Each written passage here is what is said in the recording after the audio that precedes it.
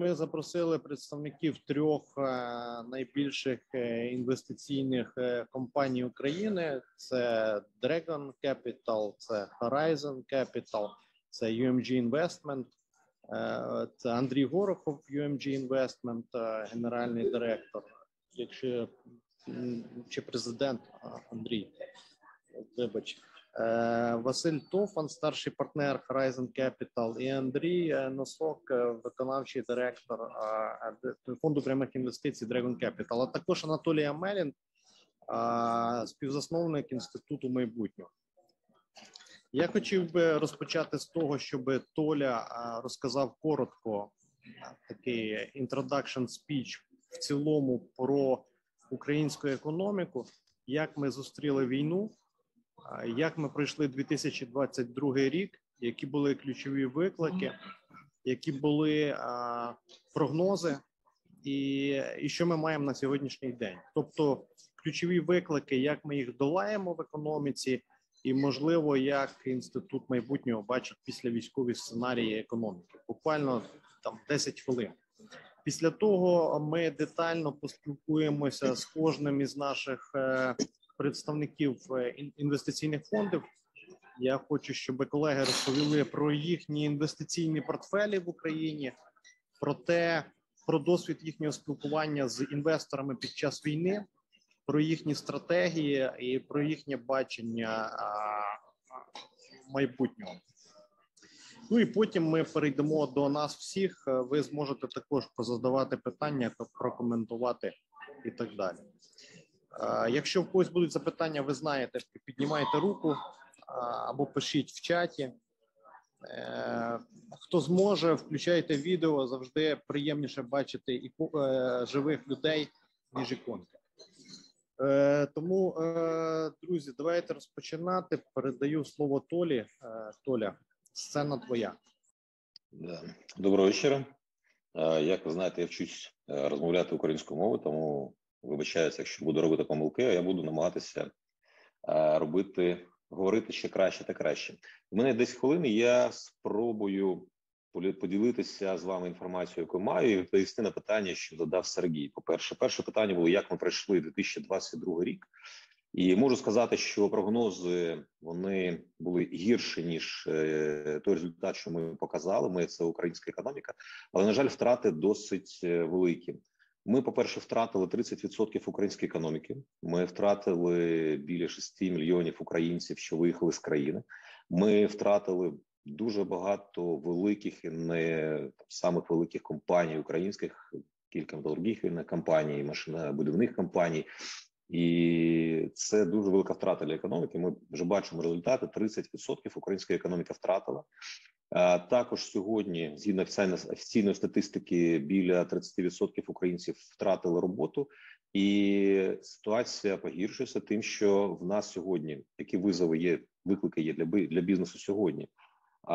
До 24 лютого минулого року в нас були стандартні виклики, до яких ми звикли. Це корупція, це неефективна держава, це неефективна фіскальна політика, це дорогі ресурси, але до них додалось ще війна, втрата економіки, втрата людей, втрата ресурсів задля створення продукту, втрата обігового капіталу. Ми знаємо, що сьогодні дуже велика проблема є з поверненням ПДВ.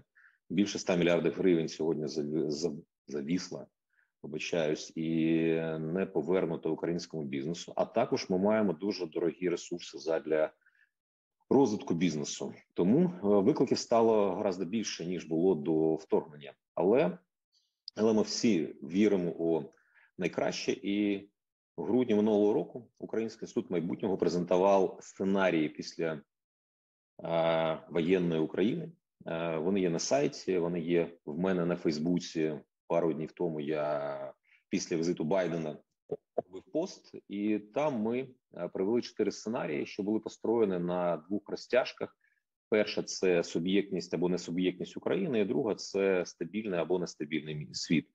І, на жаль, вага поганих сценаріїв для України більша, ніж позитивних.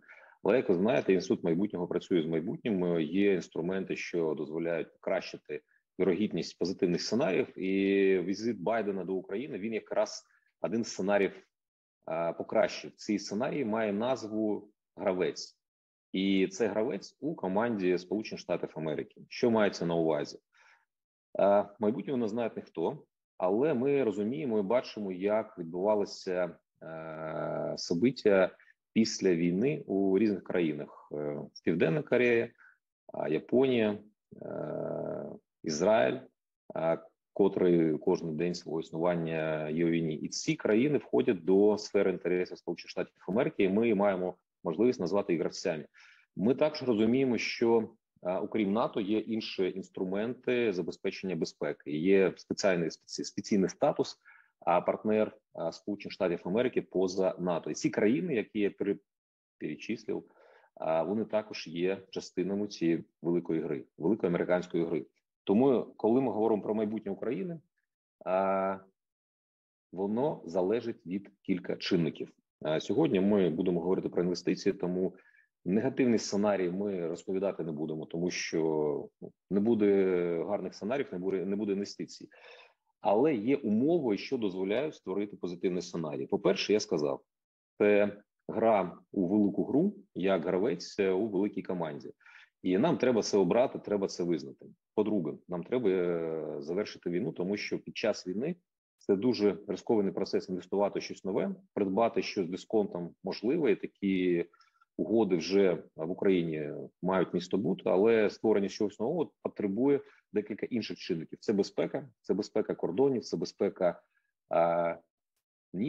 неба, це можливість забезпечити безпеку на вулиці, це появи ресурсів задля розвитку бізнесу, і це обов'язкова стратегія. А Сергій задав питання, чи є у нас стратегія післявоєнного відновлення України. На жаль, я спілкуюсь з багатьма чиновниками різного ранку, і я, на жаль, не чув про таку стратегію. Я чув про ідеї, якісь ініціативи. Ми всі чули про те, що йдуться перемовини з великими іноземними фондами. Буквально 3 дні тому я бачив інтерв'ю Ростислава Шурми, який був у нас в клубі, і в інтерв'ю він каже, що не вірить в те, що ми можемо отримати 700 мільярдів доларів допомоги задля відновлення України. Він вірить у інвестиційний капітал, який ми маємо залучити, а для цього треба створити умову. І, на жаль, сьогодні ми не маємо ні умов, ні дискусії щодо створення таких умов. Окрім цього інтерв'ю Ростислава, який сьогодні відповідає за економічну політику в Офісі Президента. Тому ми можемо ці умови перечесть, які важливі.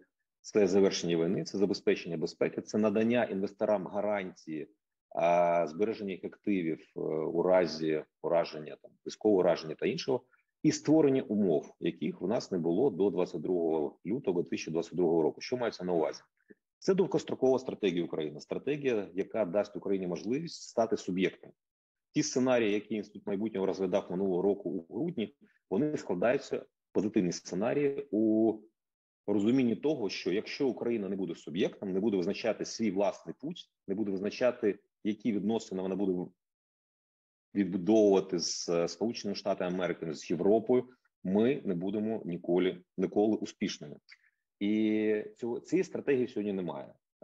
Є тільки розуміння, що нам десь треба брати великі гроші, але сьогодні, на жаль, також немає дискурсу щодо секторів економіки, які мають залучати інвестиції.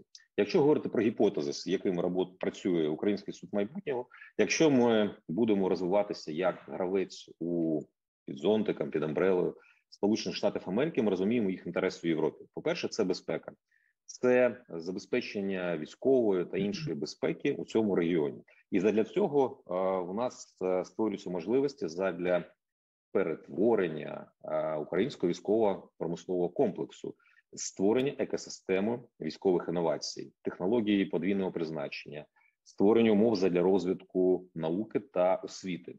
Це приклад ізраїльської моделі, і це задає для України дуже великі можливості.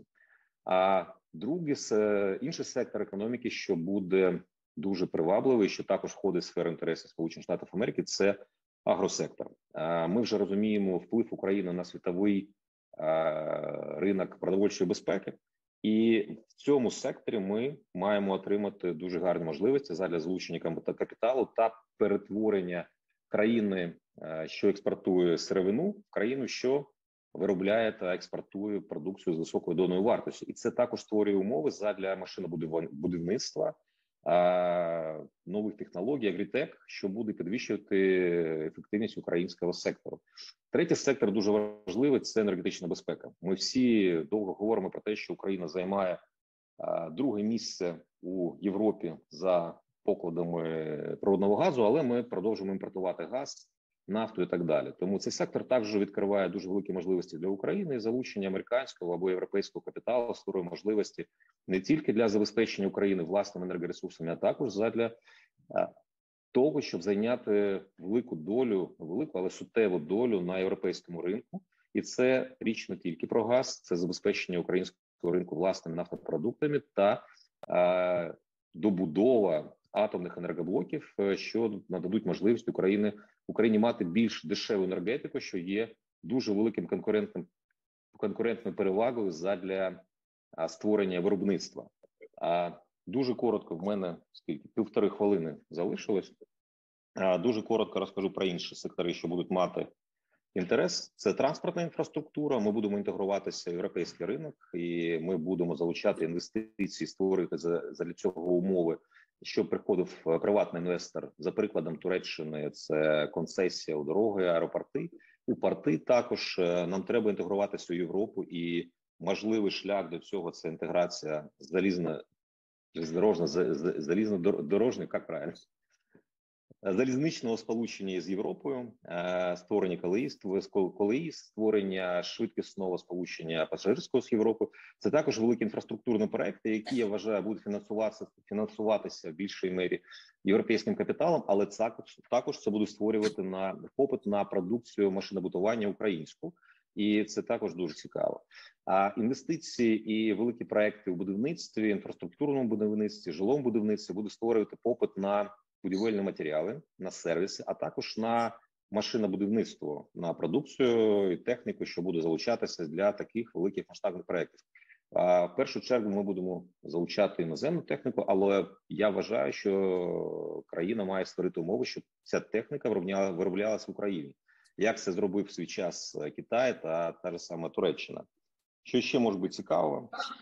Це медицина, медичний туризм. Україна вже сьогодні показала, що може бути ігроком на цьому ринку, але ми займаємо дуже маленьку долю цього ринку, і це дуже велика можливість на майбутнє. Без перетворення, створення заново українського ринку капіталу ми не зможемо залучати великі кошти, не можемо гарантувати справедливу ціну, а ринок капіталу, на жаль, ми вивчали практично весь досвід останніх 30-40 років, неможливий без великих інституційних інвесторів, першим з яких є пенсійні фонди. Тому нам потрібна пенсійна реформа для залучення великого капіталу на цей ринок, а за ним піде і приватний інвестор, за ним підуть портфельні інвестори, яким буде комфортно, що є внутрішньоукраїнський інституційний інвестор. Що може бути ще? Це туризм та інші сервіси, локальні, глобальні, IT і так далі. Це короткий перелік тих секторів, що можуть бути цікаві для інвестицій наступні роки при умовах виграшу війні, забезпечення безпеки, партнерських відносин з великою державою, глобальним гравцем Сполученими Штатами Америки і при наявності України власної стратегії, без якої ми не можемо бути ні суб'єктом, ні гравцем у цій великій грі. Нагадаю, що сьогоднішня зустріч має назву «Велика інвестиційна гра», і вона дійсно тільки починається, і вона починається не тільки з нашої перемоги, а з нашого бачення того, яку Україну ми будуємо, які можливості будуть надаватися не тільки Україні, але й всьому світу з тим, що ми з цією країною зробимо. Сергій, дякую. Толя, я тобі дуже дякую і за короткий introduction speech, і за те, що ти розмовляв українською мовою. Вона в тебе прекрасна. Пару відсотків дошліфувати, і ти нібито все життя розмовляв українською, хоча ти все життя розмовляв російською. Тому велика повага, що ти все-таки, не дивлячись на дискомфорт, це робиш. Це також невеличкий вклад в перемогу. Круто, дякую. Дякую. Друзі, я тепер пропоную перейти до наших спікерів, які, я би сказав, такі в прагматичному секторі. Вони напряму працюють з грошима, Вони дуже прискіпливо оцінюють кожну угоду, і вони, мабуть, от в глибині відчувають, що у нас відбувається,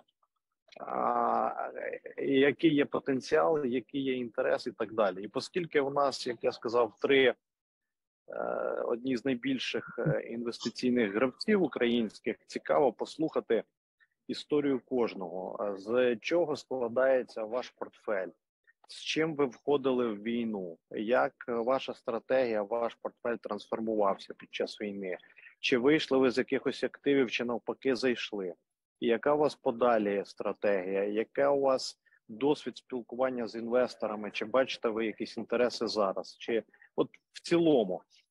Дуже цікаво кожного послухати детально, і потім, звичайно, ми позадаємо дуже багато різних запитань. Можемо розпочати от з мого колеги Андрія, він якраз поряд сидить, якщо ти не проти, Андрюх. Я не проти. Друзі, добрий день ще раз. Декілька речей. Ну, по-перше, Толь, ти чудово розмовляєш українською. Якщо б ти мене чув 8 місяців тому, наш з тобою спільний товариш Ігор Ліський чув, то він каже, я був здивований, як киянин погано знає українську мову і з таким російським акцентом розмовляю. Тому, знаєш, є така книга поезії української «Від Тичини до Жидана», там 1000 сторінок. Дуже рекомендую, якісно зроблено. І що краще може навчити нас нашої рідної мови, ніж поезія. Якщо у когось там, знаєш, співає, то воно потім з часом відображається. Також рекомендую книгу Грицяка Ярослава. Я її прочитав глибоко, патріотично і мудро. Тобто з точки зору того, що дійсно варто робити в Україні, щоб ми були і інвестиційно, у тому числі і привабливі, і не забували про наше майбутнє, наскільки воно на нас впливає. Повертаючись до теми нашої розмови, я б структурував свій виступ на декілька блоків, що було до війни, в чим ми входили в війну і чи підготувались ми до того, там, що трапилось. Потім перший тиждень війни, перші 6 місяців, рік, і що ми маємо зараз. До війни у нас 3 портфелі, 5 тисяч плюс людей, які працюють в них.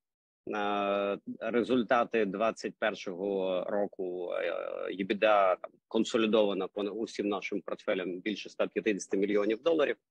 На 22-й ми акцептували капіталу на 100 мільйонів доларів. Більшість з цих в Україні.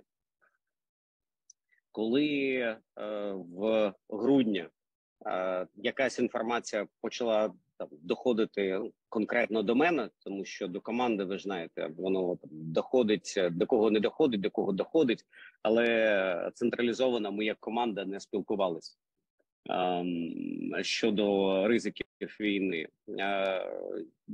Так от в грудні ми вперше поговорили як команда, топ-команда нашого фонду. Зрозуміли, що ми не віримо, що буде війна, але план Б треба підготувати. І ми почали його готувати з точки зору того, що може, якщо війна трапиться, там ляже банківська система, що в нас є відповідальність там за 5 тисяч з хвостиком людей, і щось з цим там треба робити з точки зору там робочого капіталу, складів, грошей, людей і так далі, альтернативних офісів. Не скажу, що там у нашій системі корпоративного керівництва нас підтримали. Скоріше був скепсис, тому що ніхто не вірив там під 100%, що війна трапиться. Якось от ми 5% алкували і щось робили. Тому коли війна почалась, з тих активів, які знаходяться у нас на Сході, частину запасів ми перемістили в центральну Україну, частину техніки ми також там перемістили, але не все. І коли війна трапилась, за декілька днів ми з наших 11 активів загубили зв'язок, контроль над одним з них, який знаходився біля Маріуполя. Це був великий бізнес по виробництву вапняків для металургії, стекольної індустрії, там дорожнього будівництва і так далі. Він виробляв біля 4 мільйонів тонн. Гарний актив, все подобалось. Це був лідер ринку в цьому вузькому сегменту майнінга. Але сталося те, що сталося, і якщо там перестрибувати, що є зараз, через рік, то це великі озера з водою, те обладнання, яке було на різних горизонтах, воно затоплено. Москалі, як та мапа з гранатою, нічого путного не зробили, навіть виключили насоси. Тобто зараз це там великі озера, обладнання, яке було там мобільне, вони все вкрали. Ну от, скажімо так, як війна прокатилась. Але люди цього активу, частина там залишилась, це невеликі села були поруч, і там рідні, а частина переїхала там в Україну, частина, у нас загублений зв'язок, скоріше за все, там приїхала в Росію. І це один з 11 активів. 10 інших працюють, і в перший тиждень, коли війна почалася, зв'язок був, всі були в шоці, у всіх колір облич був такий між блакитним і сірим. І більше думали про Україну, про долі, про родини. Взагалі там допомагали, як і інші, з тим, щоб знайти ресурси, які там можуть заїхати в Україну і допомогти, і навпаки вивезти людей, дітей, матерів і так далі. І от перший тиждень це було більше там про людей, більше про країну, ніж про бізнес. Як фонд ми більш-менш оговтались і почали дивитись дуже ретельно на бізнес через 2 місяці.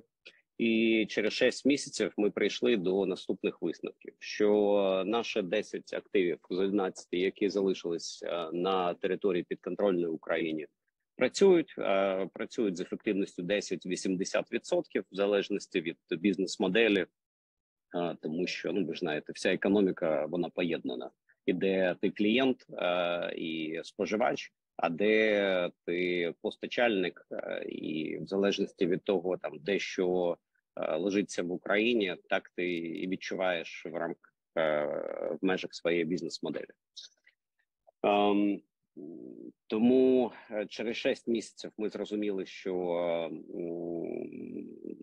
схоже, ми і наш портфель буде позитивним. Наш був прогноз на рік. Ми зрозуміли, що ми змогли зробити 2 угоди і почали інвестувати в Іспанію. Це майнінговий проект, там до 100 мільйонів євро буде там за 3-4 роки. І в Туреччину це виробництво товарів для машинобудування та металургії Середнього Сходу, Північної Африки і частини там Східної Європи. І ці проекти пройшли, зробили ще там 3, скажімо, таких проекти. Зараз знаходимося в due diligence. Я сподіваюся, що закроємо в 2023 році. Ми до війни 3 роки дивились на систему охорони здоров'я, знайшли проекти в Україні, отримали там комітмент по капіталу, поставили після початку на холд, знайшли в Східній Європі щось інше, що нам сподобалось, і що можна потім, якщо успішно спрацює там модель, перенести в Україну. Ну і от один з тих проєктів буде в системі охорони здоров'я. 1 і 2 проекти це буде майнінгові проекти в Європі. Скоріше за все, це буде там Румунія і Польща. Що ми бачимо від спілкування з інвесторами? Тут залежить, про що ми розмовляємо. Якщо це стандартна історія там за кордоном, ми дивимося тільки на моделі growth equity, там, де ми погано знаємо ринки і у нас немає достатньої експертизи в галузях, то тільки growth equity, тобто міноритарна доля в зростаючій компанії, це тільки кеш-ін. Там історія проста. Зі 100% проєктів, які ми дивимося, 95 треш, а як тільки люди роблять домашню роботу і бачать там великий капітал, з яким працюєш, то якість проєктів, на жаль... Андрюха, ти маєш на увазі Україна? Те, що ви в Україні дивитеся? Ні. Те, що ми бачимо в Європі, коли ти приходиш, спілкуєшся там з колами підприємців, на жаль, більша частина проєктів, які вони показують, якість їх невисока, вони не готові. І не готові, вважаю, що майже як наші підприємці в Україні. Тобто також ідеалізовувати не треба. І якщо там в певних країнах, де розвинуті фінансові інституції, підприємці більш готові, то якщо ви йдете до таких країн, як Іспанія, Італія, навіть не кажу про Туреччину, там Румунія також, там підприємці досить дрімучі, скажімо так. І ті проекти, які залишаються для інвестування, вони не досить якісні. Тільки 5% із 100, ми бачимо, що з цим можна працювати. І там, може там в 0,5%, тобто це там 1-3 проекти на рік, можна дійсно проінвестувати гроші. Якщо ми розмовляємо про Україну... Андрюх, давай якраз про Україну хотів, щоб ми поговорили. Так, а якщо про Україну, то у нас модель досить проста. Коли ми спілкуємося з іноземними інвесторами, які цікавляться, ми їм пропонуємо дві моделі. Якщо вони думають про певний час joint venture, ми їм пропонуємо нашу міноритарну участь з формулою там виходу чи підтримки їх, в залежності від того, що їм комфортно. Ми не беремо мажоритарної долі, ми готові підтримати там білий іноземний капітал, щоб допомогти йому зайти в Україну. І є дві моделі. Це чи joint venture ми пропонуємо з міноритарною долею нашою, чи ми пропонуємо зараз, доки війна не скінчилась, проінвестувати, якщо у них є цікава там бізнес-модель, яку вони пропонують, проінвестувати за кордоном, а також там в форматі growth equity. А потім, коли вони готові зробити певну роботу по Україні, коли вони готові інвестувати в Україну, разом вже йти з однією платформою, вже будучи всередині, і інвестувати. І за цей час, доки війна не закінчиться, і не прийде там певна фаза комфорту у інвестора мажоритарного, працювати за кордонами, будувати з ними, але підготовлювати їх до інвестицій в країну. Чи це працює? Я б сказав, ми почали процес декілька місяців тому. Як тільки там підпишу перші 3 таких угоди, я там розповім. З цим є питання. Чому? Тому що більшість людей хоче побачити там певні речі. Вони не готові з точки зору конкретних таргетів в Україні.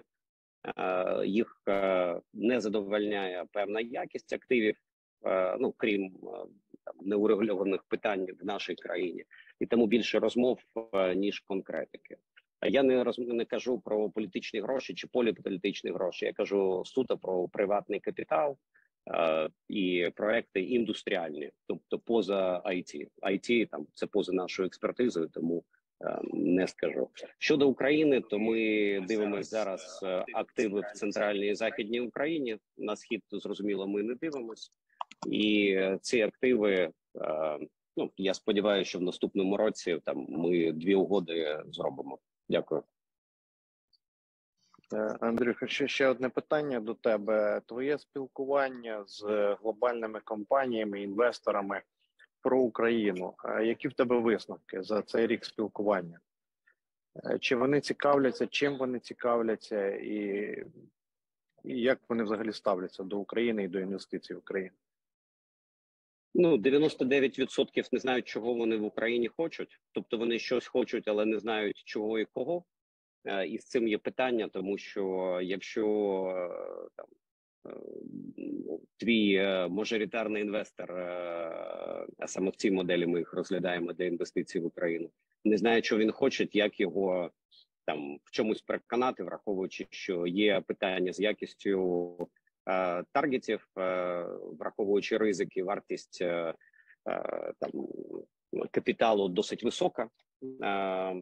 Я б сказав, IRR повинен бути не менше 30%, 25% – це таке, а то і більше. У них в голові 40%, але ми не бачимо ні distressed assets, ні якихось таких класних угод, де можна багато заробити і дати їм там, хоча б IRR 25%, там, не кажучи про 40-50, на які вони сподіваються. Тому те, що ми пропонуємо, зробити певний там разом з ними маркетинг research, подивитись на певні галузі і потім вибирати вже конкретно на що дивитись, і запитуємо їх, чи вони там готові стратегічно погодитись на менший IRR. Ну, якщо там не буде такого IRR, як вони хочуть, і зробити певний плацдарм для подальших інвестицій там в Україну, в Україні. Дякую. Дякую, Андрюх. Ну, до речі, це дуже класний інсайт. Я хотів би його перепровірити з іншими нашими спікерами про те, що 99% іноземців хочуть в Україну, але не знають, чого хочуть насправді. Це дуже цікавий момент, який треба розібрати. І також у них очевидно, що завищені очікування. Багато хто думає, що можна скупити за безцінь або майже безкоштовно багато активів, потім їх там потримати, трішки доінвестувати, перепродати. У мене таких було багато спілкувань. От мені цікаво послухати наших інших колег Андрія і Василя. Ну, спочатку, знову ж таки, коротко про ваш портфель, про ваші стратегії, з чим ви зіштовхнулися, на що ви дивитесь, і потім досвід спілкування з інвестором. Ну, на вибір. Андрій, Василь, хто готовий?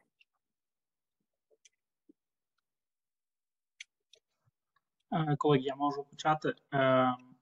По-перше, я сподіваюся, що я впевнений, що в наступному разі я з вами буду спілкуватися гарною українською мовою, солов'їною, але зараз я над цим ще працюю. Тому я буду спілкуватися англійською з вашого дозволу. Look, in our case, I'll be very brief. I don't think I have a crystal ball, so I'll not make predictions about what's going to work or not in Ukraine. I'll tell you what we do. Since 2012, we've pivoted to a strategy that is focused on exporting companies. And the main rationale for us was that looking back at nearly 20 years of investment at that time in Ukraine, we had good returns in national currency, but they were terrible, were almost terrible, were not good enough when you factor in all the devaluations. So around 2012, we decided that the best exposure you can have to Ukraine is to invest in exporting companies. And then it goes by exclusion. There's not that many sectors in which Ukraine is competitive on global basis. You know, there's agriculture, but we decided that it's a sector that is going to be difficult for us because in order to achieve, 25-30% IRR, which is our target, you cannot expand the land bank at this scale. You understand? You cannot add every year 30% to your land bank if you're going into primary agriculture. Second is, say, metals mining. That was a sector dominated by strong existing players. I think Andrei knows more about this, so we didn't want to mess up with the big boys there. So by method of exclusion, we had to focus on the technology sector. That's why since 2012, we've been focusing primarily on the technology sector, primarily IT services and product companies. So, fast forward, the previous fund we invested, it's a fund, $200 million fund with a 2017 vintage. This was a fund in which we had 14 companies, 12 of them in Ukraine, and it was a mix of service companies like Intelias or Mirotech. We had product companies like Ajax or Airslate or Creatio, and we had a few, say, domestic plays, but with international expansion opportunities like Makeup, the e-commerce in the beauty space, or Liquid24 e-commerce in the pharma space. And, we didn't, like Andriy, we didn't believe in the event of the war, but we wanted to be prepared. And it's very interesting. One of our investors asked us to do an analysis. So, and the ask was, at that time, it felt a little bit stupid to us. The ask us was, try to model on your portfolio what would happen if Russia would invade and occupy half of the country, everything up until Dnipro. We did that analysis, you know, and we did that analysis in December 2021. And again, you understand, it's a relatively complicated analysis. We try to simplify it somehow, but we saw at that time that in case such a crazy scenario would happen, and there would be an occupation of Ukraine during 3 months, that was our assumption, for the entire Ukraine up to the Dnipro River, our portfolio would lose about 7% of revenues. And, you know, you can ask me, like, why 7%? You know, there was some calculations behind, but basically, because we had a primarily exporting portfolio, we had to factor in primarily the domestic revenue we're going to lose. Now, fast forward, if I'm looking at the actual 2022 results, and we know that, you know, unfortunately, the Russian occupation covered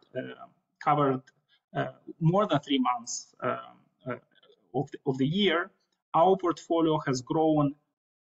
The median growth rate, dollar growth rate for our portfolio has been 30%, exactly 30%, 30. That's not kind of a round number I'm giving you. This is the exact accurate number, US dollar revenue growth rate, median for the portfolio.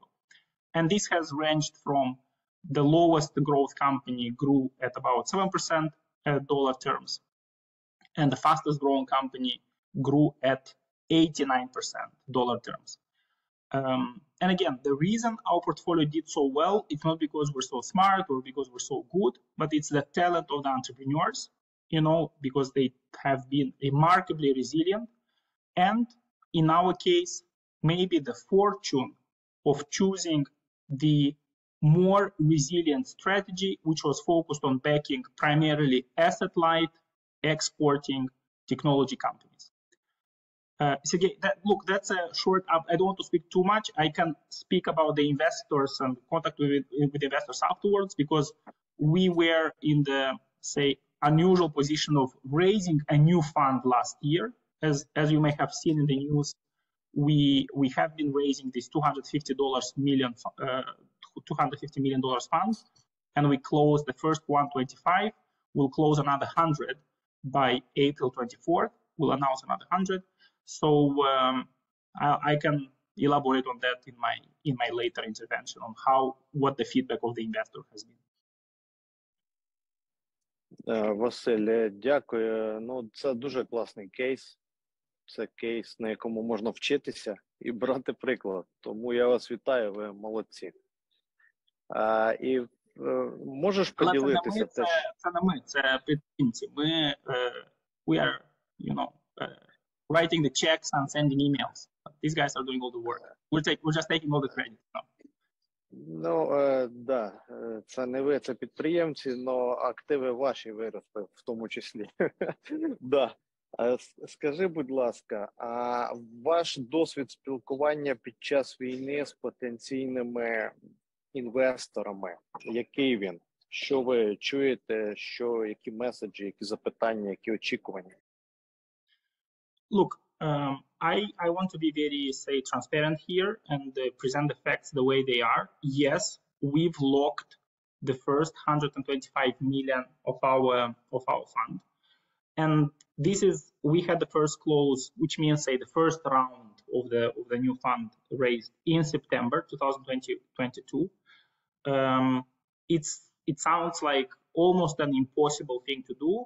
The truth is, you know, this first close has been backed primarily by, let's call them impact or dual mandate investors. And I want to be transparent about this. So as backers of our first close, we had EBRD, IFC, you know, we had DEG, which is the Development Bank of Germany. We had, you know, the Rockefeller Foundation, and these kind of institutions. So it's true, in our first close, we had investors who have also a development mandate.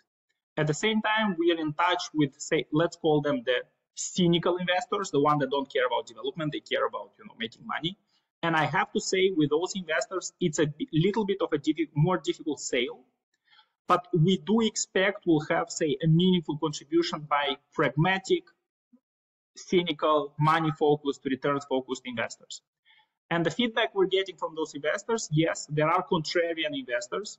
They are, say, you understand what contrarian means. They are comfortable to bet against the stream. So they are comfortable with being contrarian.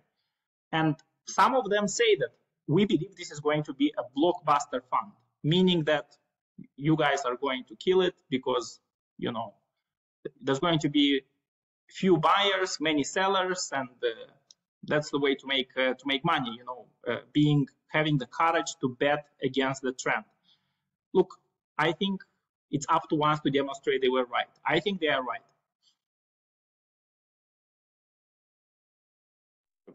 Дякую, класно. Андрій, передаємо слово тобі. Так, дякую. Добрий вечір всім.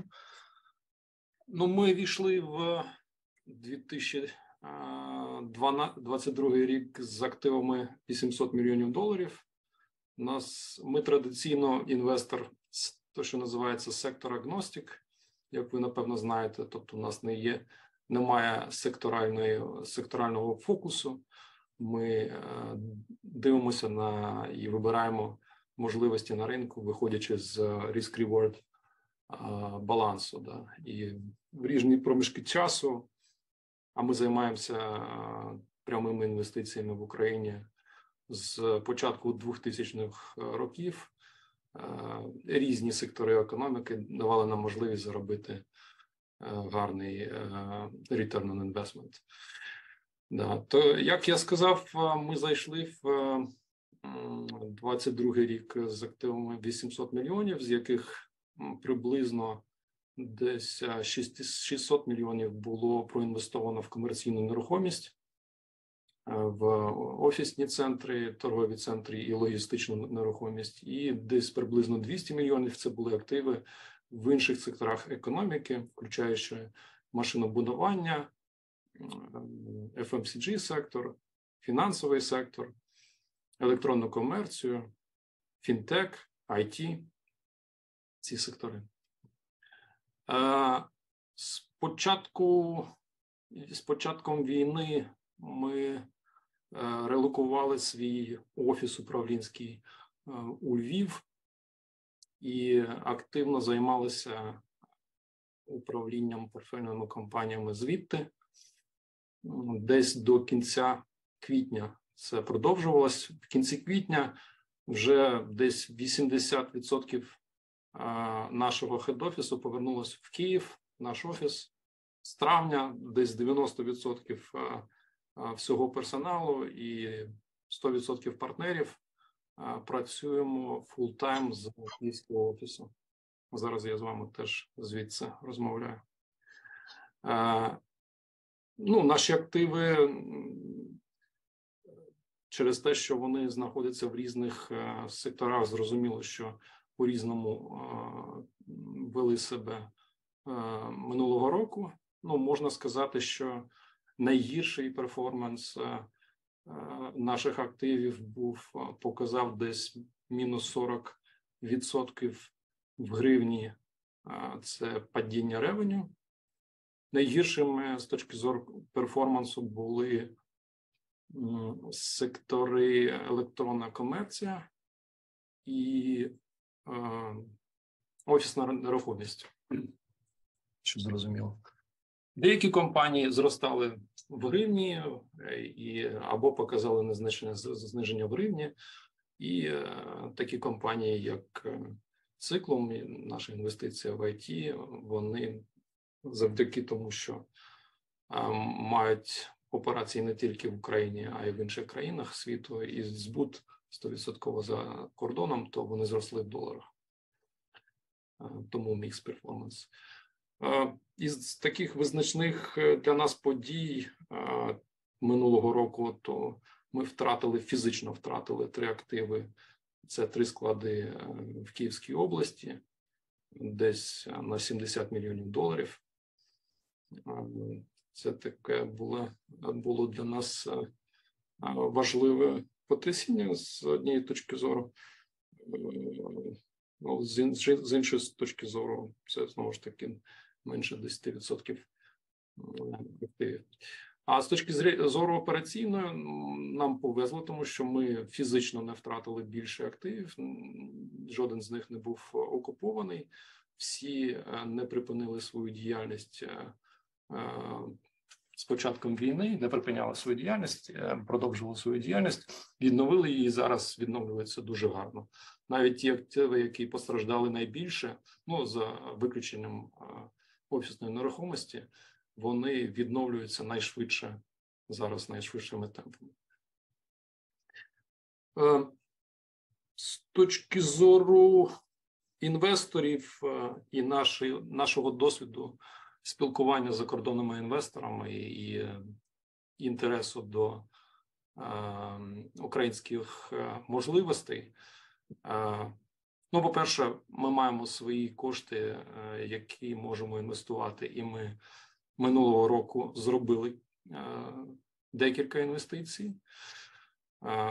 Одна з них в IT-індустрії, а інші – це інвестиції, пов'язані з добудовою чи реконструкцією наших об'єктів, існуючих в нерухомості, а також велика інвестиція під Львовом – це індустріальний парк, в який з нами коінвестував нещодавно ЄБРР. Щодо іноземних інвесторів, то вони, в принципі, як і ми, дуже оптимістично дивляться на потенційну recovery історію України. Всі її розуміють. Всі розуміють, що recovery повинен бути, ну, відновлення повинно бути потужним. І в цьому процесі можна очікувати заробити приємну там віддачу на капітал. Але ключовим питанням з точки зору готовності комерційних інвесторів іноземних заходити в Україну є питання часу закінчення війни. Всі очікують закінчення війни для того, щоб почати інвестувати в Україну. Ну, це наше нинішнє розуміння стану речей чи апетиту іноземних інвесторів щодо українських активів.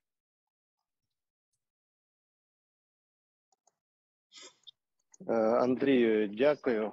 В мене зараз таке швидке питання до кожного з спікерів, буквально коротенько, і ми потім перейдемо до запитань від наших колег.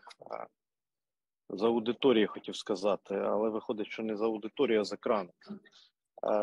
Друзі, от у вас є ваші фонди, компанії, є якісь стратегії, свої фокуси, і це зрозуміло. Андрій там більше в майнінгу, Василій Horizon більше в IT і в експортних компаніях, Дрегон, Андрій, я так розумію, більше в real estate, логістика і так далі. Але якщо би ви могли ширше глянути, і, припустимо, війна закінчилася, і, припустимо, в Україну прийде точно багато інституційних грошей, ну, декілька сот мільярдів інституційних, урядових. І якби ви в цілому дивилися на економіку України, де ви бачите цікаві сектори і цікаві індустрії, окрім тих, в яких ви вже є, і окрім тих, в які ви вже інвестуєте? От куди би ви радили дивитися іноземним інвесторам, компаніям, сектори, індустрії, ніші після війни? До чого готуватися вже зараз можна? Так само, як і українським бізнесменам і підприємцям. Цікаво ваше розуміння і бачення. В будь-якому порядку починайте, хто хоче, хто готовий. I can start with your permission. Look, I've studied, I'm interested in this on a personal level, you understand. So it's a very interesting conceptual question. So if you look at, I try to study the, let's call it the theory of a typical revival from crisis. And if you look at what happens according to theory, investors normally would go first into real assets, like real estate, for example. So that's the first wave, because this is something tangible, something clear. You first buy, say, real assets. The second wave typically is debt investors. So these are the investors who are coming for credit products. They are not yet ready to take equity risk, so they want credit at high yield, high interest rate. And only in the third wave typically come the equity investors. And often by the time when equity investors get interested, you know, the cycle turns again and there's a new crisis, but that's a separate story. In this case, I think this revival is going to be a little bit different. My assumption is that investors to Ukraine will still be afraid a little bit to go straight into hard assets. So my guess is that people will want exposure to Ukraine because, you know, the fear, there's always the fight between fear and greed. This is human. This is not going to change. We are humans. We are wired this way. So of course, at some point, the fear will start be, say, overshadowed by the greed. And they'll say, like, we want to make money, like, we don't want to miss it, you know. Everybody's kind of flying to Kiev, you know, I have to be there. But probably they'll want exposure in a more asset-light way. That's my hypothesis. And now what this asset-light can be, for me, is difficult to say, but if even a fraction of this reconstruction happens, so people are talking about 750 billion, so which, by the way, maybe just a side note on this one. What is 750 billion? A very good historical parallel of reconstruction is the Iraq's attack on Kuwait in 1990. And if you look at it's a very similar conflict, so many similarities if you look at it. So, and if you look at the reparations imposed, you know, the reparations were about, you know, $70 billion, which was a little bit more than the GDP of Kuwait before invasion. And it was about a third of the Iraqi GDP before the invasion. So if you transpose these numbers on the Ukrainian case, you know, you can make a little bit of math if you use this historical parallel, what the reconstruction package could be. Again, it's just one data point. Maybe it's a bad data point, but I think it's quite relevant. So even if it's not 750 billion, let's say it's 200 billion, which was the Ukrainian GDP just before invasion. You know, that's still a lot of money for Ukraine, because we have to understand what is 200 billion. You know, nominal Ukrainian GDP in 2022 is just above $100 billion. You understand? So the GDP, the new Ukrainian GDP is 100 billion. So 200 billion is a lot of money, the long story short. So if you think this wall of money, and of course it will not come in a year, it will come over years, but still it will create a huge shortage of everything. Like, people must be thinking now, okay, so you'll need sheet glass. So, okay, where will this old sheet glass come from? You will need cranes. You will need betonomeshalki. You know, you will need mere labor force, like to build all this stuff. So if you think across even in the construction value chain, there's going to be shortage for everything. And I think that maybe the safest way to try to have exposure to this big reconstruction is looking at asset light industries, like rental, for example. Different portions of the rental industry, I think, is going to be extremely lucrative. Asset light industries that will have the most shortage, and I'm sure there's going to be huge shortage and huge inflation in certain domains. And that's, I think, also the big challenge for this reconstruction. I mean, you understand, you cannot get overnight 1,000 cranes for the country. They are just not in the country, and you cannot get overnight, you know, infinite amounts of cement, you know. So.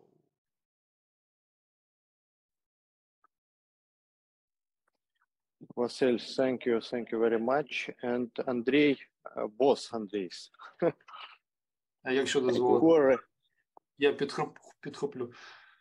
Да, я теж хотів додати, що я бачу два основних фактори, які ми повинні мати на увазі, коли ми прогнозуємо інвестиційний інтерес щодо українських активів. Це перше, це reconstruction, rebuilding of Ukraine, да? Розбудова України. І все, що з цим пов'язано. Да, про це вже Василь тільки що якраз говорив. Да, і це якось дає розуміння, які сектори економіки будуть відчувати приплив коштів і попит на різні види продукції, створювати інвестиційний інтерес до цих активів. І другий – це євроінтеграція.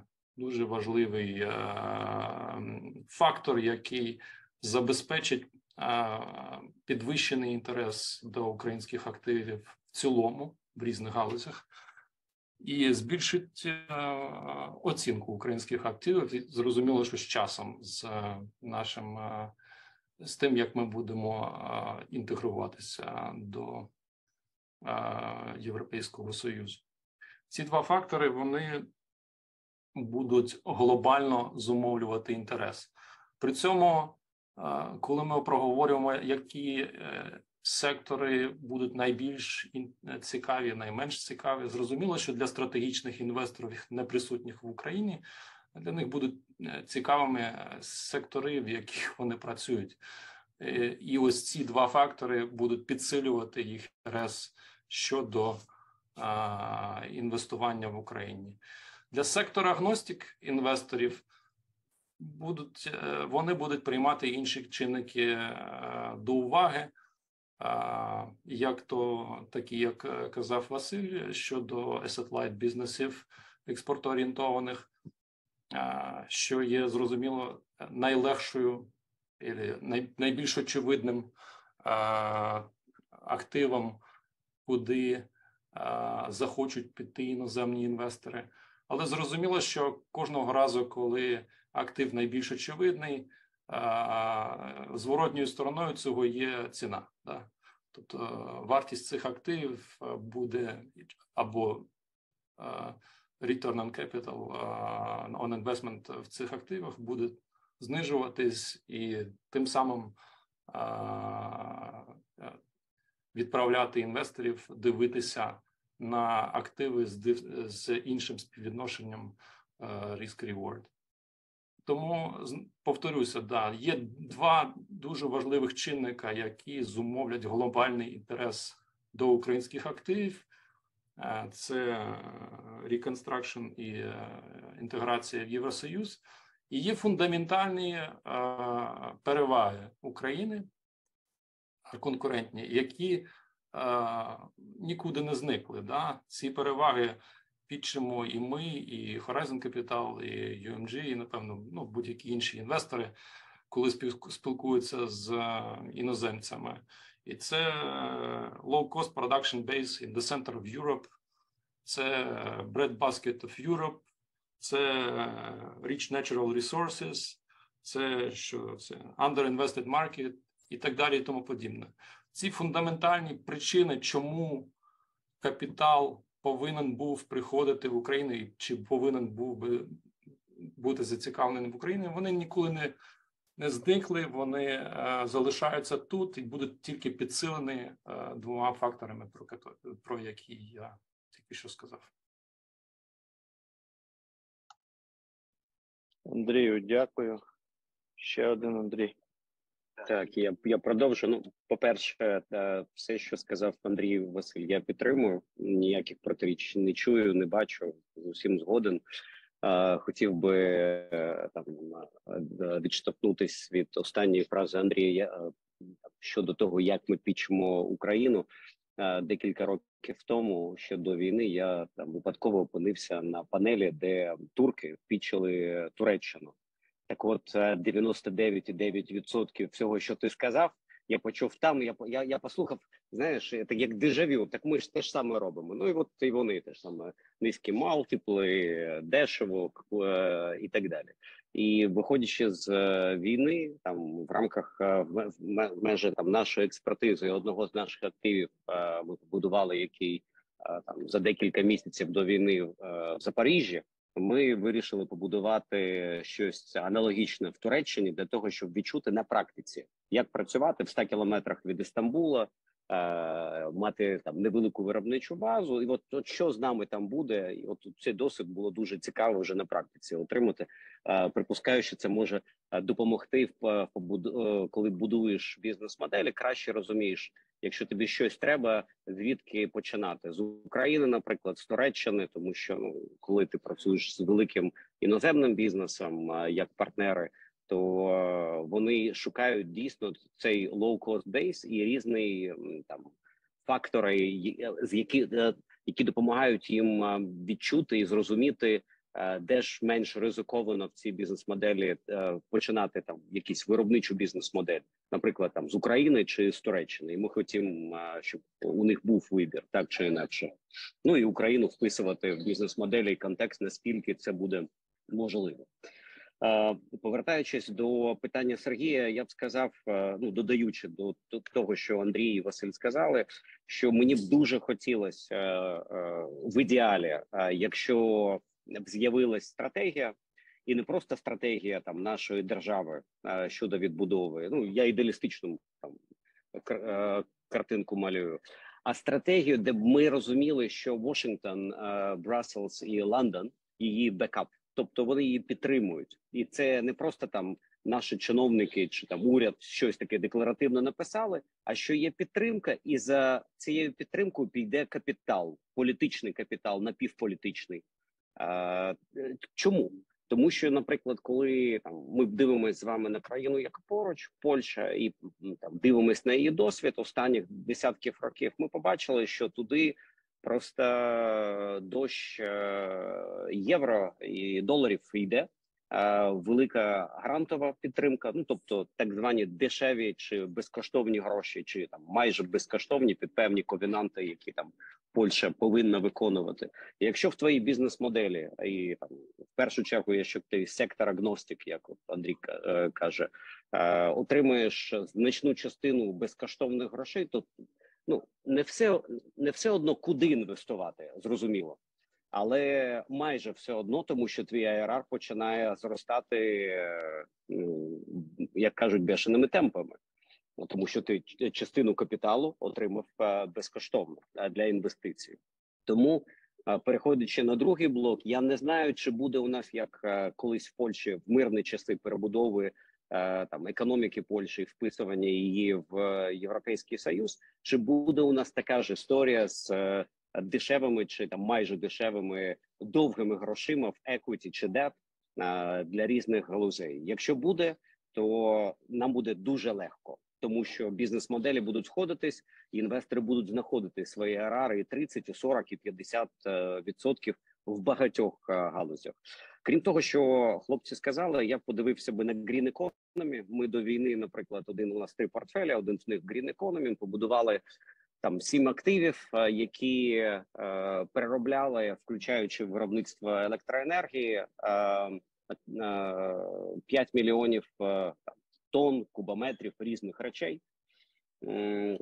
Ми розуміємо цю індустрію дуже гарно і розуміємо, що там після війни в цій індустрії багато ми не знайдемо, але в Green Economy такий блок, як вітер, як сонце, чи класичні речі, от про які Толя сьогодні казав, це виробництво атомної електроенергії, наприклад, і продаж її за кордон. Це повністю реальні речі. Уран є як в Україні, так він є і за кордоном.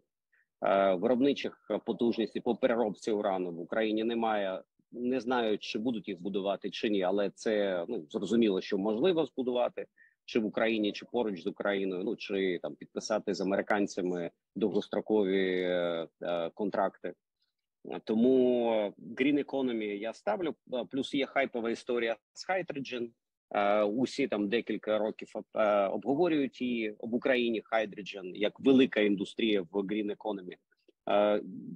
Як вона може відбутися? Це хайпові, дешеві, довгі гроші, які Захід вирішить направити в цю індустрію на розвиток її саме в Україні. Але Hydrogen, якщо розвиваєш, то варто тоді повністю галузі поруч підхоплювати, включаючи металургію, транспорт, для того, щоб переводити це на цей ресурс. У Hydrogen є свої особливості. Хтось мріє, що можна водород передавати на великі дистанції. Тут є питання, що він робить, і які повинні матеріали, чи ми можемо використовувати наші поточні труби, по яким газ йде. Кажуть, що не зовсім. Але використовувати в економіці, якщо ти її перебудовуєш і робиш модерновою, отримавши довгі гроші, так, можеш. Дякую. Тому хай щастить нас. І як тільки зрозуміємо водні, краще зможемо видати рекомендації. Тому зараз, коли ми щось рекомендуємо, ми пишемо декілька варіантів, і при цих варіантах і вибираємо. Якщо так, то так, якщо так, то так. На Green Economy ми дуже рекомендуємо дивитись і на будь-які індустрії, де з'являться цікаві таргети, і на майже будь-які індустрії, якщо будуть отримані довгі, дешеві гроші, чи у формі боргу, чи еквіті. Дякую. Андрію, дякую. І в мене запитання зараз до Андрія і Василя. Яке би одне запитання або відповідь на яке одне запитання ви хотіли би почути від своїх колег? Андрій від Андрія Василя, Василь від двох Андріїв і Андрій від Андрія Василя. Яке б ви запитання задали вашим колегам? Що б ви хотіли від них почути?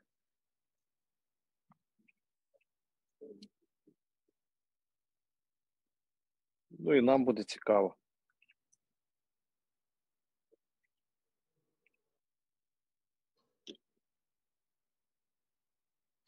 У мене є питання.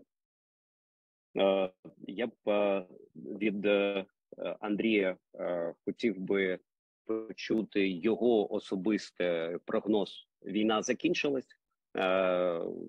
Україна, як Толя казав, нам гравець. Нам дали, вважайте, більше 200 мільярдів доларів якусь цифру. Equity, debt, але щось таке довге.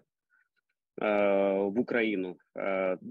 Нормально є ліберальна демократія, більш-менш rule of law працює. Що буде з сектором нерухомості? Це питання до Андрія, цікава його думка. Щодо Василя, я б задав питання по IFIs.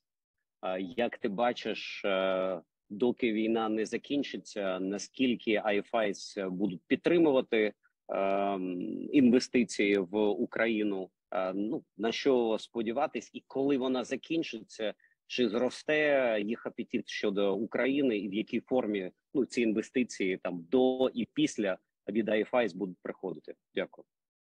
Андрюха, для непродвинутих, що це за IFIs? Що це? Не зрозумів. Василь розповість про цих, скажімо, дуже поважні інституції фінансові закордонні, які допомагають розвиватися. Зрозумів, дякую. Колеги? Дякую, Андрій, за запитання. Мені задав якраз не за адресою. Я займаюся особисто всім, крім нерухомості, але зрозуміло, що можу відповісти на комон-сенсі на запитання. Да, я займаюся всіми іншими галузями, інвестиціями нашими, крім нерухомості. Наш інший партнер цим займається. Але дивіться, по-перше, я хочу відмітити, що не вся нерухомість однаково себе поводила цього року, навіть цього року, минулого, як мається на увазі 22-го. Торгова нерухомість зросла, наші об'єкти, особливо, зрозуміло, в Західній Україні вони перевищили показники минулих років. та київська нерухомість торгова зазнала там втрат на початку, але потім протягом року вона відновилася до довоєнних показників і буде зростати навіть зараз під час війни. Да, то відповідаючи на твоє питання, що буде з цією нерухомістю, то зрозуміло, що з більш бурхливим з наявністю економічного зростання і тим більше бурхливим економічним зростанням, який буде стимульований іноземними інвестиціями, будуть і виростати показники торгової нерухомості. Аналогічно логістика, вона дуже гарно себе почувала минулого року і буде продовжувати себе так почувати, як ми бачимо і в цьому році під час війни. І зрозуміло, що з розвитком торгівлі, з розвитком економіки, потреба в логістичній нерухомості буде зростати. Ну, знову ж хочу відзначити, що ця нерухомість, її показники зростають навіть зараз, відновлюються до воєнних рівнів або перевищують ці рівні. Тобто це питання, судячи зі всього, більш стосується офісної нерухомості, яка зазнала суттєвого впливу з початком війни. До цього впливу додається ще фактор ковіду та ремоут-ворку, віддаленої роботи, яка стає звичаєм для багатьох компаній, да, і це питання там більш глобальне, як буде виглядати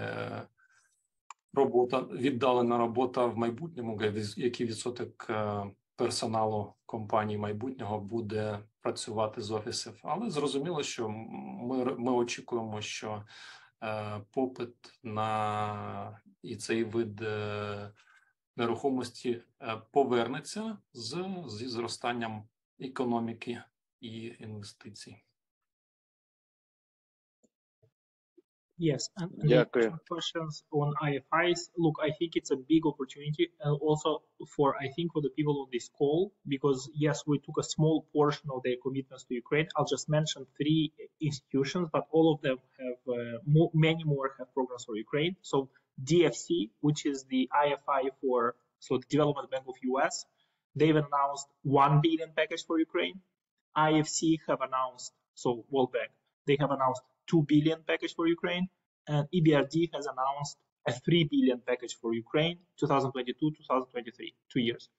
So what are these numbers? So look, I just mentioned 3 institutions, and it's a $6 billion figure.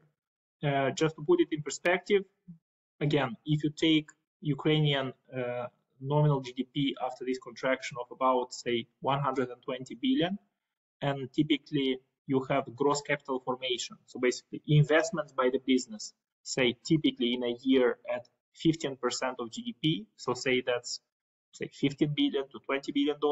This $6 billion is like a huge amount. It's almost say a third of what typically businesses invest in a year in the country. So just put in perspective, I think it's a great opportunity also for people on the call to reach out to those institutions and see how you can get a portion of that money.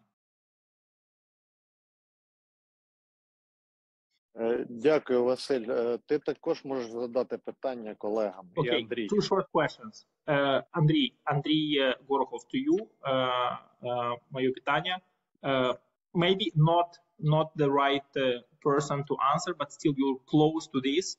All the founders of my companies are asking me concisely, what is happening on the energy situation? Is it going to get worse because it gets better? Is the worst behind us? So should we keep buying generators, or is it already not that, say, bad? So any maybe 2-3 comments on the electricity situation in the country.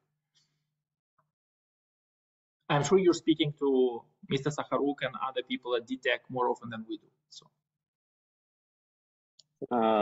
Василь, немає проблем. Андрій, ти бачиш, помста прийшла швидко. Я запитав тебе про нерухомість, а Василь мене про енергетику. Ну, добре. Дивись, по-перше, ти ж знаєш усі дисклеймери, усі там обмеження моєї відповіді, тому що це не моя зона експертизи. І багато зовнішніх факторів, якщо б зараз CEO енергетичного бізнесу, там ДТЕК би, да, там, ДТЕК Energy, якщо там більш навіть конкретно, розповідав би там щось, він би накидав цілий лист, там, куди полетять ракети, де можна і за скільки по часу відновити там певне обладнання для того, щоб його потім поставити, чи воно взагалі його можна чи ні там інтегрувати. Якщо ми припустимо, що рівень атак Росії залишиться на тому рівні, як у нас Анатолій Амелін в соціальних мережах прогнозує, дякую, Толь, я дивлюсь на твою аналітику з точки зору, коли до нас що прилетить і скільки. Я б сказав, що система витримає. Я не бачу, крім одного фактору, як може полетіти більше. А цей фактор – це Іран і іранські ракети, чи Росія їх отримає, чи ні. Якщо не отримає, то, скоріше за все, енергетична система витримає. Генератори краще мати, ніж не мати. План Б повинен існувати. Але, ви ж знаєте, генератори не усюди можуть спрацювати. Також почав працювати досить цікава історія. Вона дорога, але вона працює. Це коли ви імпортуєте електроенергію, це дорого, в 3, 5, 6 разів вища вартість, ніж там і електроенергія, яка виробляється в Україні. Вас не можуть відключити, якщо просто фізично можна струм подати. Тому певні бізнеси, там чия бізнес-модель може витримати це, і там, де генератори не варіант, також дивитися на цей варіант, ну тому що план B і C повинен існувати, якщо ви хочете нон-стоп працювати, вирішивши усі питання з капіталом, з логістикою, з людьми, які працюють. Тобто, от якось так. ДТЕК, те, що я знаю, з їх боку робить усе, розуміючи свій fiduciary duty, свої обов'язки перед державою, перед суспільством і перед економікою. Тобто, ну, якщо можна сказати, що вони вважаються кастмі, це так. В Давосі я був на енергетичному сніданку, де був і Волкер, і багато поважних європейських і американських людей. Це був сніданок ДТЕК, присвячений енергетиці. І тут було також декілька питань, що робить держава для того, щоб допомогти енергетичним компаніям. Ми не розмовляємо про ДТЕК, про усіх енергетичних компаній, які існують як в зеленій, так і в класичній енергетиці, для того, щоб вони отримували гроші, якщо прилітають ракети, якщо знищується інфраструктура, і отримували швидко. І також були розумні питання від інвесторів в енергетику, крім ДТЕК, і у ДТЕК також.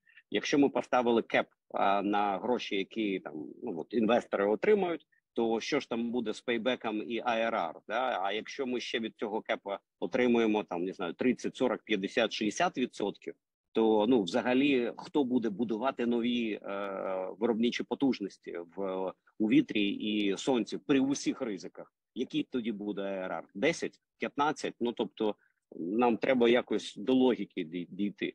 Але зацікавленість є, і зелена енергетика досить проста щодо бізнес-моделі, щодо технологій. В неї точно будуть інвестувати, і точно будуть інвестувати великі мільярди.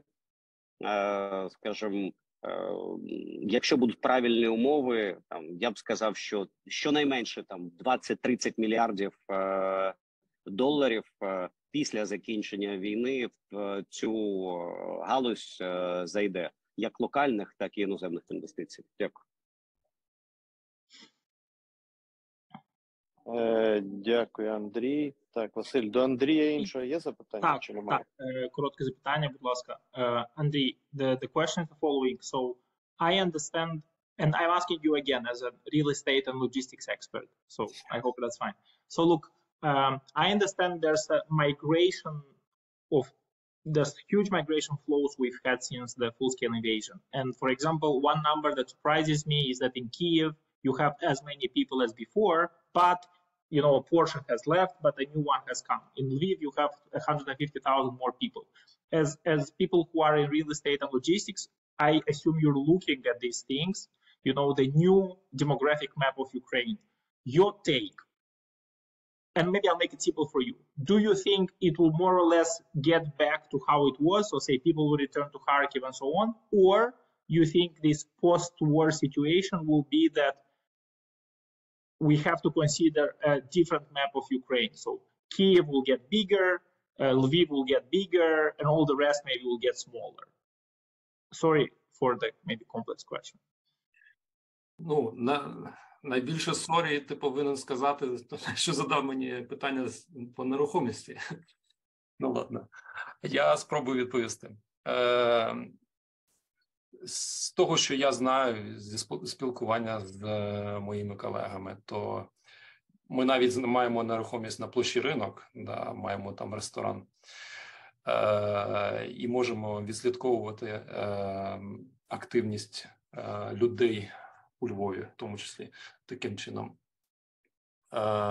Що наше розуміння, що внутрішня міграція вже повернулася, ну, щоб ті люди, які поїхали тимчасово на Західну Україну, більшість цих людей повернулися до місць постійного свого проживання історичного. Я зрозуміло, це не стосується регіонів, які дуже близько до фронту, але глобально наше розуміння, що в тому ж самому Львові кількість людей значно зменшилася за останні місяці відносно стан справ на літо минулого року.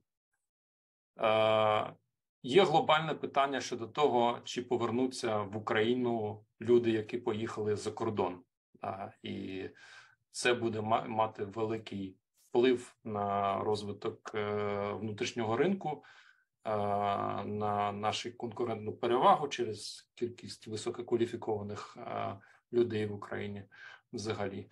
Ну, це глобальне питання, на яке важче відповісти, ніж на те, який поставив Василь стосовно внутрішньої міграції. Тому що стосовно внутрішньої міграції є переконання, що з часом люди будуть намагатися повернутися до місць історичного проживання за умови, що там є куди повертатися. Дякую, Андрій. Твої два коротких запитання до колег. Я б хотів також задати питання не за спеціальністю, але пожалію колег. До Василя питання наступне. Чи плануєте ви еволюцію там чи своєї географії інвестиційної в інші країни? Я не маю на увазі інвестиції, пов'язані з існуючими портфельними компаніями, де ви розширюєте, допомагаєте їм вийти на інші ринки, а маю на увазі core investment market. Плануєте ви додати до України в майбутньому, можливо, якісь інші країни? Yeah, short answer. If you want my personal opinion, and we have some debates within the firm too, of course, because you know, one school of thought is that you have to focus on your core. You have to focus on the region where you have a competitive advantage. So why go into the red ocean of whatever, like Poland, Romania, and so on? There's a different school of thought, and I'm more in that school of thought that I think learning to invest in markets, say like Poland or Ukraine, with a good product that we have, which is a growth equity product for high-tech companies, for technology companies, which I don't think is a red ocean. I think it's actually the space is quite empty. I think this will make us better investors in Ukraine, and then we'll be able to offer even a better, say, product to our investees in Ukraine. So that's why that if you ask me as a member of the investment committee, you know, there's 4 people there, you know, so I'm not the only one making decisions. I would be among the people who would say that, say, our Fund 5, now we're raising and investing our Fund 4, so our Fund 5 should have a broader geography. That's my personal view. Дякую. Тоді питання до Андрія стосовно майнінга. Можливо, ти на це питання вже відповідав, але я там широкої відповіді не чув, хотів ще раз запитати. Чи бачите ви інтерес до майнінгу від профільних стратегічних інвесторів зараз, ну, якийсь більш-менш серйозний? І питаю я в контексті ризиків наших странових, пов'язаних з корупцією, з слабим rule of law і так далі, а не пов'язаних з війною. Да. Чи змінюються настрої таких стратегічних інвесторів з погляду на політичну ситуацію, на governance, на управління в нашій країні, а не через війну? Дякую. Дякую, Андрій. Я свою відповідь поділю на 3 частини. Перше, з точки зору майнінгу, от у нас так класно склалося, Dragon, при тому, що ти абсолютно вірно кажеш, ви індустрі-агностик, але сам Dragon багато інвестує в нерухомість, і тому, розуміючи, що ти поруч, ми тебе і питаємо, да? Тому що це цікаво, враховуючи те, що Толя розповідав, і те, що Василь розповідав з точки зору відродження України, як там класичні моделі будуть дивитись на щось, що можна так отримати, а це нерухомість. Василя, зрозуміло, там, наприклад, для мене, я питаю про міжнародні історії, тому що їх LP, ці міжнародні історії, і так чи інакше для того, щоб фандрейзити, вони повинні бути дуже близько до них, да, у відносини, відчуття, якось так. Майнінг – це дуже специфічна історія для фондів, і фонди тільки там невеликий відсоток туди йдуть чи мають портфель. Ми маємо 3 портфелі, один з них це майнінговий. І якщо навіть майнінговий, ми більше в нішевій історії йдемо. Хоча ми продивились усі українські недра, і, наприклад, коли там Толя Амелян пише класні статті, і він класно продає щодо там якості, і кількості і вартості українських надр, то у нас в Толі бувають неформальні такі діалоги на тему продаєш класно, але є певні деталі, скажімо так. До війни один з активів в майнінгу держава випускала ОГХК, це виробництво сировини для титану, випускала на приватизацію. Ми, наприклад, не приймали в першому турі, тому що думали, що буде не все транспарентно, ми не хотіли на це дивитись. Побачили, що там все непросто, але немає конкурсу під якогось інвестора. І з тієї точки зору це транспарентно.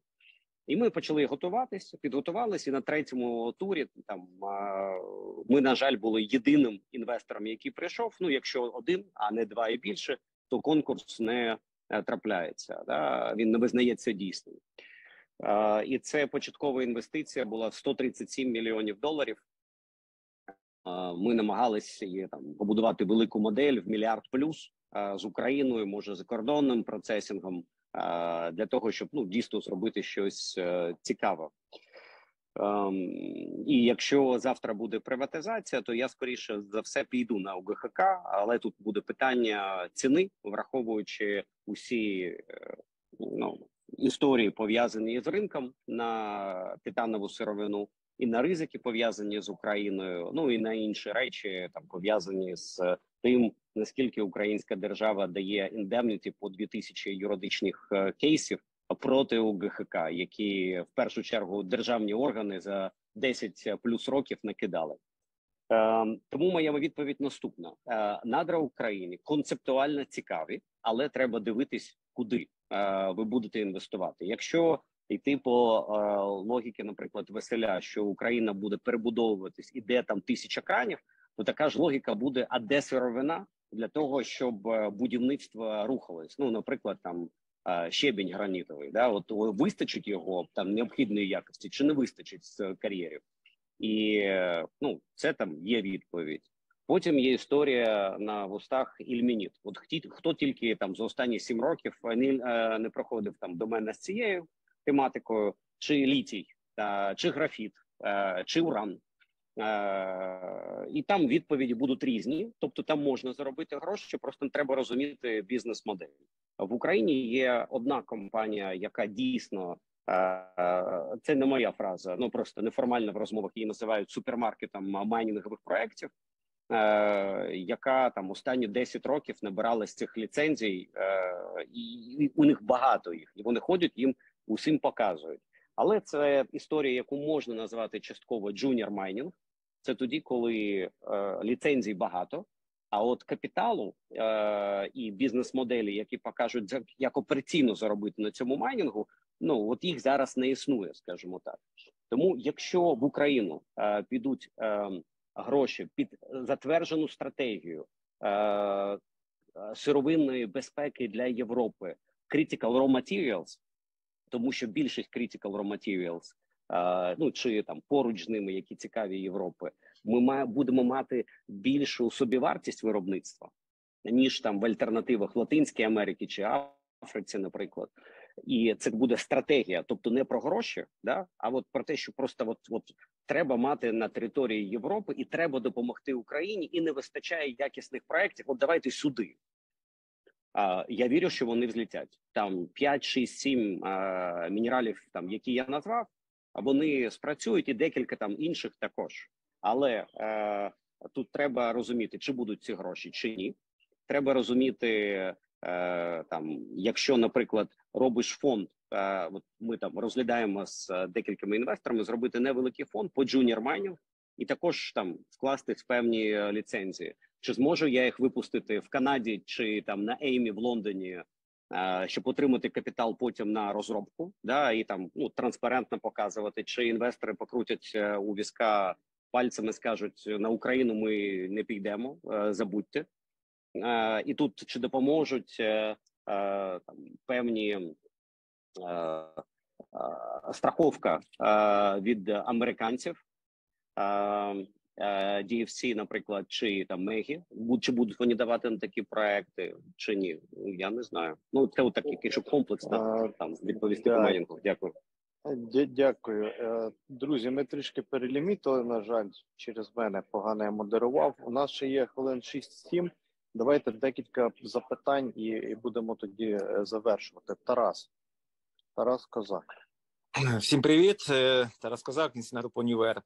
Питання таке. Значить, ви говорили щойно про якісь big money, так? Кожен з ваших фондів управляє сотнями мільйонів доларів, IFIs, там мільярди доларів. Ми говоримо про десятки, сотні мільярдів. А питання буде інший край. Ваші персональні, особисті інвестиції в Україну. Чи є на даний момент?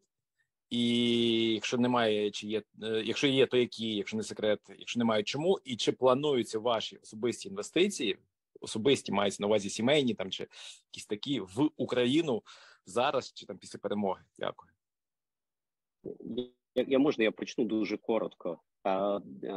У нас, ну, як і в усіх фондах, є повний алайнмент з інвесторами. Тому якщо інвестуєш в Україну, треба класти власні гроші. А вони існують майже в усіх нових проєктах, які фонд робив, і де було просто доречно входити. Чи буду я продовжувати так, інакше інвестицій в Україні просто фізично не буде. Я буду підтримувати. Дякую. Аналогічно. Ну, мої інвестиції там же, де інвестиції, якими я управляю. І діяльність наша пов'язана з тим, щоб примножувати чужий капітал разом з своєю skin in the game. Тому вони будуть там, де ми будемо займатися інвестиційною діяльністю, тобто тут. Аналогічно для Horizon Capital теж.